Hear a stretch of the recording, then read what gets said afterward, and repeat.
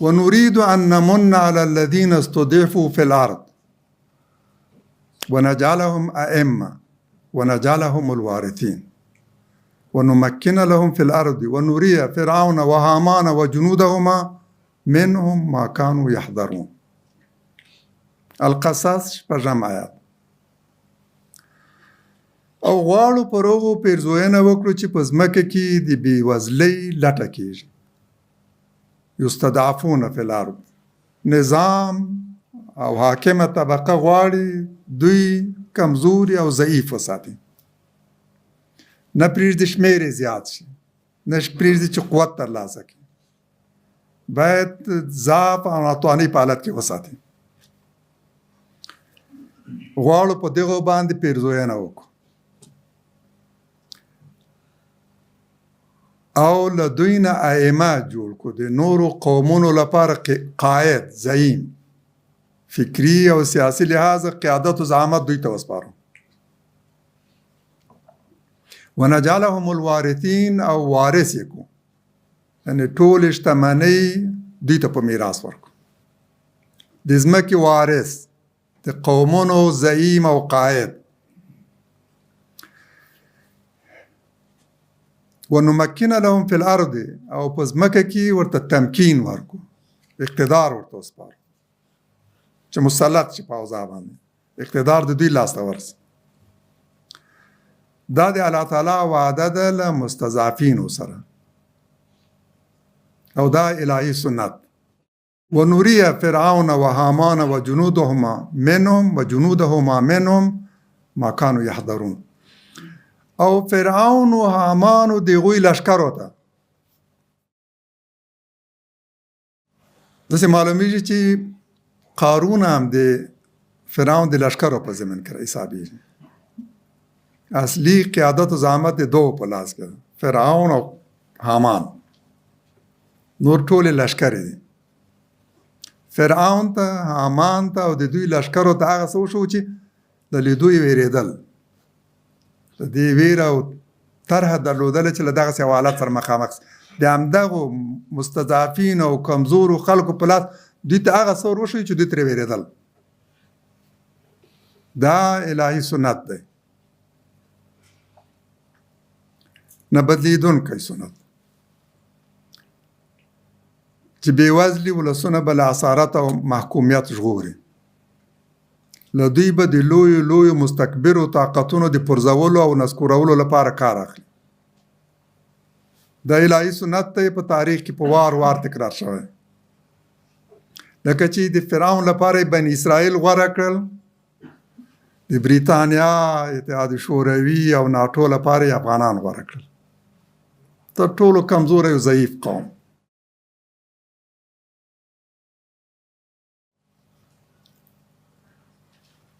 تر ټولو د سترو مغرورو ځواکونو د نسکورولو لپاره به د نړۍ تر ټولو ضعیف، کمزوری او مستضعف قوم انتخابوي.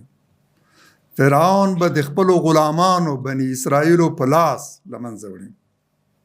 الله تعالی به پر هغو کسانو احسان کوي چې په ځمکه کې ضعیف شمېرل کېدل، د ضعف او ناتوانۍ لپاره یې هڅه کېږي. استکباري نظامونو ځپلې. الله تعالی غواړي د داسې مظلومو په لاس دا مغرور او مستبد ځواکونه نسکور کړي، دوی ته د نورو قومونو د قیادت او مشرۍ افتخار ور برخه کړي، نور ولسونه هم په دوی پسې اقتدا وکړي، د ځمکو او شتمنیو وارثان یې کړي. هغه درې طبقې چې په سیاسي، مذهبي او اقتصادي لحاظ پر خلکو حکومت کوي، د دوی هر څه دغو مظلومانو ته په میراث ورکړي. په ځمکه کې اقتدار او تمکین دوی ته وسپاري، واک او صلاحیت دوی ته انتقال کړي. هغه ضعیف او بېوزله ولس د دوی ځایناستی کړي چې په ویرې او خوف کې ژوند کوو. حکومتونو د دوی د ویرولو او ضعیفولو هڅې کولې. د الله تعالی سنت داسې دی چې لومړی له دغو بېوزلو او مستضعفینو په فکري او اخلاقي لحاظ امامان جوړ کړي. هاماني ډله د خلکو د فکري او مذهبي قیادت ته مقامه خلک کړي او دا قیادت مستضعفینو ته وسپاري. فرعونان د ولس له سیاسي او اجتماعي قیادت عزل کړي او دا قیادت بېوزلو ته وسپاري. او په پای کې د قارون د ډلې شتمني دوی ته په میراث ورکړه.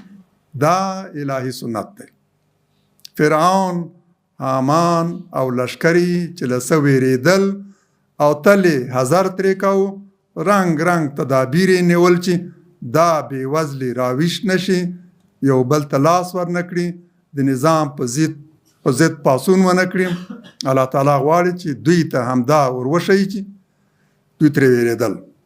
دوی له دې وېرېدل چې بې وزلي او مظلومان قوت ونه مومي، قیام ونه کړي او د خپل حق د لاسته راوړلو لپاره د واکمنانو په خلاف راولاړ نشي، او د همدې لپاره یې په استضعاف او ناتوانۍ کې ساتل.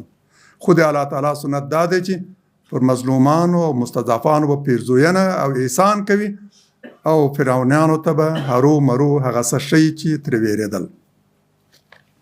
دا الهي سنت ده.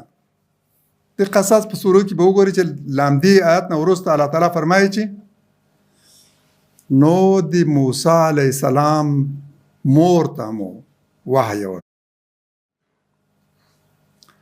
چې هغه وساته ویې روزه، او که وویرېدلې نو په سیند کې واچوه. ډاډه او مطمئن اوسېږه چې بیرته تا ته راستنوو، او له هغه نه به یو پیغمبر جوړوو.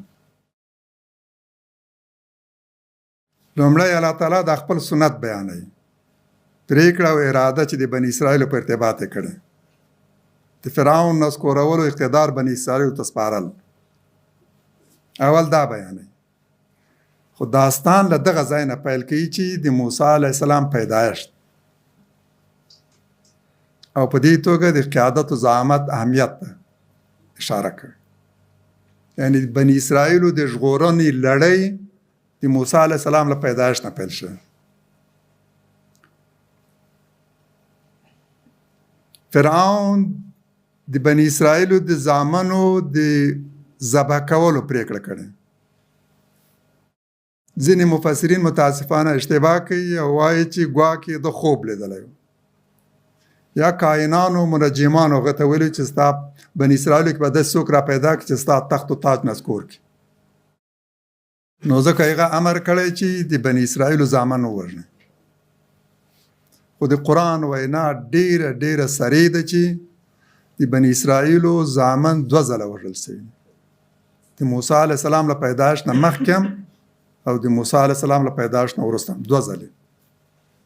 او اصلي هدف او موخه دا و چې بني اسرائیل قوت ونومي، شمیر زیات نشي، نظام ته خطر راولاړ نه کړي. په استضعاف کې د دوی د ساتلو لپاره دا کار شوی. استعداد یې کمی، کمزوري، ویر او خوف باندې مسلط، جرأت ونه کړي د نظام په خلاف راپورته نشي. د همدې لپاره د هغوی د زامنو د وژلو پرېکړه شوې. نه دا چې ګواکې هغه خوب لیدلی و یا منجمانو ورته ویلي و، داسې خرافات دي. په دې باندې به باور هم نه ساتو. چا چې دا اشتباه کړی دی الله تعالی دې ورته عفو وکړي. حقیقت دا دی چې د قرآن الفاظ ډېر ډېر سریع دي چې د بني اسرائیلو په استضعاف کې د ساتلو په موخه فرعون دا فیصله کړې چې د بني اسرائیلو زامن ووژني. موسی علیه السلام په همدغسې وخت کې پیدا شو. مور یې تشویش لري چې څنګه یې وساتي. الله تعالی ورته وحی کړی، داسې ورته فهمولی چې بس په یو سبد کې واچوه او دریا ته یې وغورځوه، مطمئن اوسه بیرته راستنوو. او نه یوازې روغ رمټ به یې تا ته راستنوو بلکې له هغه نه به یو پیغمبر جوړو. د همدې لپاره وغورځوه. بیا د قصې تفصیلات راځي. دا شی چې د قیادت و زعامت اهمیت دی، یو پاسون په ارتباط څومره دی، د یو ملت دی ژغورنې په ارتباط څومره دی. لومړی برخه یې همدا ده چې د اسلام نظره زعامت او قیادت یو دینی امر دی او اهمیت هم دومره. دومه برخه د نظام قانون دی. راشه وګورو چې اسلام د قانون په ارتباط څه ویلي. قانون د یو نظام بل مهم اړخ دی. یوازې په جامع او کامل قانون او دغه په تطبیق سره کولی شو یوه داسې ټولنه رامنځته کړو چې عدالت پکې تامین شوی او د خلکو سر